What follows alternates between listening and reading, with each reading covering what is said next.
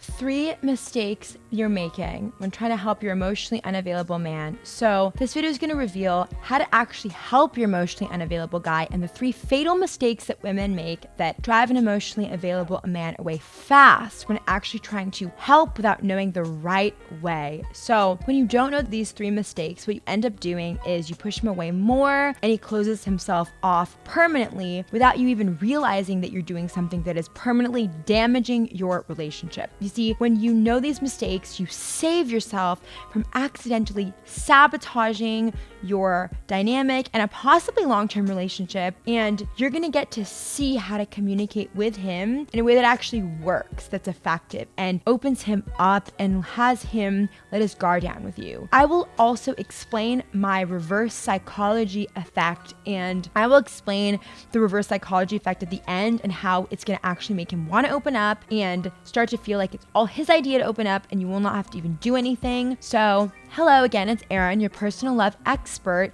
back again on the channel where we make men make sense. VixenDaily. If you are making these 3 fatal mistakes when trying to actually help an emotionally unavailable man and what really works to make him open up, write "I'm ready" right now in the comments while the intro plays.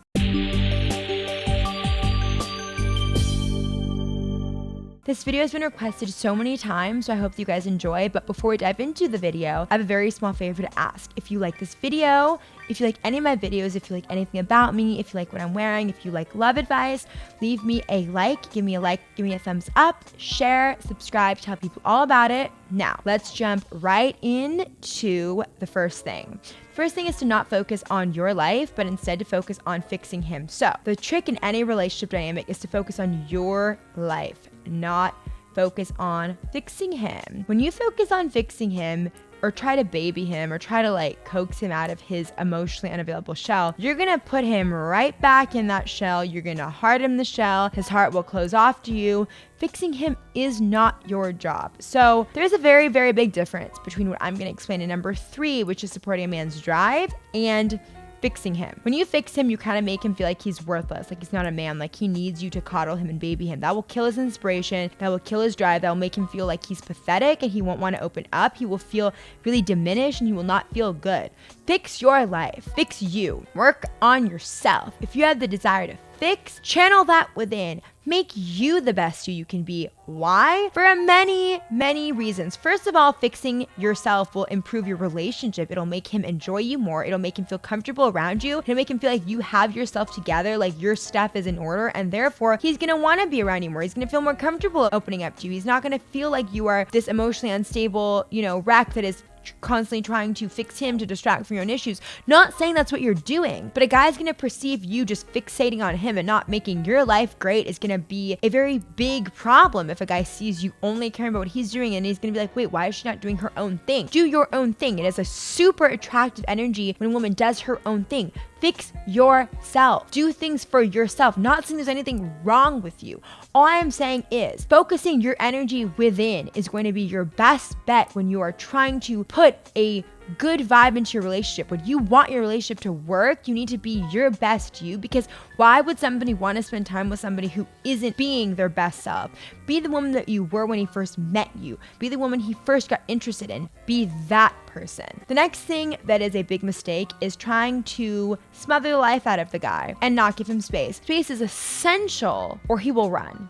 Especially for an emotionally unavailable guy, you absolutely need to give space. Not giving him space will make him literally close off forever, make him feel pressured, or like being around you is gonna be a chore. He's gonna feel like you're always smothering the life out of him. He's gonna need space to breathe, to work out his emotions, to sort out his thoughts, to figure out his life and how to move forward, how to recharge his batteries. Guys work out their emotions. Even if you're married for 50 years in private, men work out their emotions and re-emerge as part of any healthy relationship. You may have watched marriage videos on how to fix your marriage and material on how to fix your relationship, how to help your husband, how to help your spouse, how to deal with unavailable men or men that are closed off. Or maybe you've even gone to therapy or couples therapy because you're so confused by the situation and you just want answers. You just want to fix the emotionally unavailable man. The best therapy for men is giving him space to recharge his batteries. By far, the best thing. It's such an important point that you must remember because it is gonna make or break whether this emotionally unavailable man ever opens back up or if he's just gonna be closed off forever. Space is crucial or you will never see the truth. You'll never know how he feels. He's gonna be avoiding talking because he feels like you can't even give him space. If he opens up, then what are you gonna do? Is it just gonna be a whole new storm of emotional problems? When you give him space, you're also actively focusing on being your best self. So you're doing things to improve your mood. And while you give him space to recharge his batteries, you recharge yours by having a life you love filled with things that make you happy and fulfilled on your own. When you don't give him space and you end up feeling like your relationship is crumbling, you end up making him feel like your life will not be okay if he doesn't give you what you want. So he's smothered, he is stuck, he is trapped. You're actually doing the opposite of what is gonna give you the best chance of making things work. Clinging on to him in a desperate attempt to save things will absolutely make things worse. And you don't even realize it probably right now because you're so stuck in this, but you have to step back, breathe, and stop now, because if you don't give him space, the relationship will suffocate and it will die. Literally, you need to give him this oxygen to breathe. You also need to take the space for yourself to be in your best mental state. So, trying to force him to open up is the third biggest mistake. So, a man doesn't live in the world of emotions or wanting to express emotions. A man lives in the world of wins and losses, and his entire psychology is centered around being a winner in the world, at least in the ways that are important to him. A man doesn't want to talk about his feelings and emotions. He wants to get past them. He wants to get on to winning again. He wants to move forward. And honestly, talking about his emotions is going to feel like you're trying to nail his feet to the floor and start talking about his feelings and how being nailed to the floor feels. A man wants to find stable footing within his life so he can move forward on his mission effectively, strongly, and with a clear head. That's what a man wants. And when you understand how to support that, you're gonna be very surprised at how receptive he will be. When you try to force a man to open up and pester him about open up, asking why,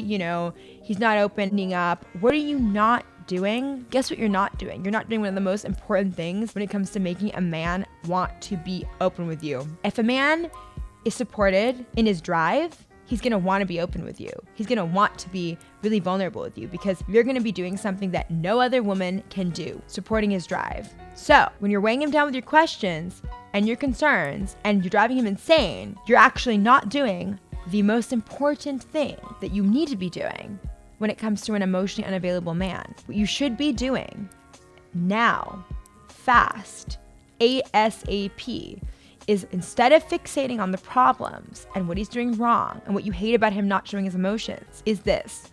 Look at what motivates him. Look at what inspires him. Look at what fires him up. Look at what makes him feel more solid as a man. Look at these things and realize that is how you will support his drive. The most important thing to a man. You will literally be supportive. You will make him want to open up. This is the reverse psychology effect. When you stop the obsession with making him open up, telling him he's emotionally unavailable, accusing him of not being open enough, telling him he should be vulnerable. When you stop doing this and you support his drive instead, he's gonna naturally want to open up. You can even tell him, I've noticed when you do this, you end up getting angry. Look at what deflates him and what angers him and what annoys him. And do not do these things. You can even observe what those things are that kill his motivation, his drive, his sense of enthusiasm and inspiration, and tell him what you've noticed. This will help give him clarity and insight into himself. And this is going to be addicting and so valuable for him to have clarity and insight.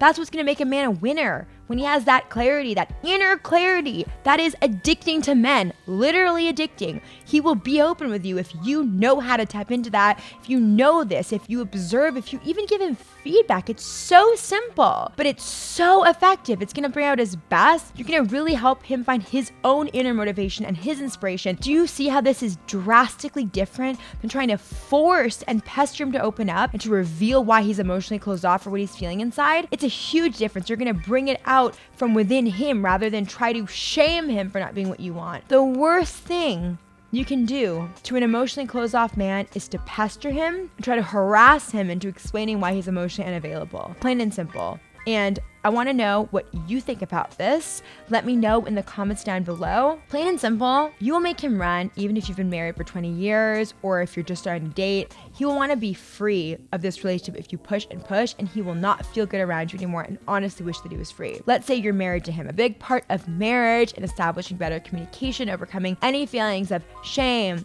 guilt, healing any trauma, healing a relationship, and a general tenet of relationship advice and love advice and all self-help is really freedom of the mind, being free to have your own life. Freedom, give him the freedom, keep your own inner freedom, not freedom as in be single, freedom as in freedom to have space, freedom to be yourself, freedom to have your own me time so you can reemerge with charged batteries, and your relationship will thank you for it. He will thank you for it. If you're worried about breaking up, realize that breaking up is something that can happen, but worrying about it will only hurt you. And be sure to hit like and comment with your thoughts on this topic. Share this video if you found it helpful, and subscribe for more love advice so you can get to have the love life that you really want. And I will see you next time.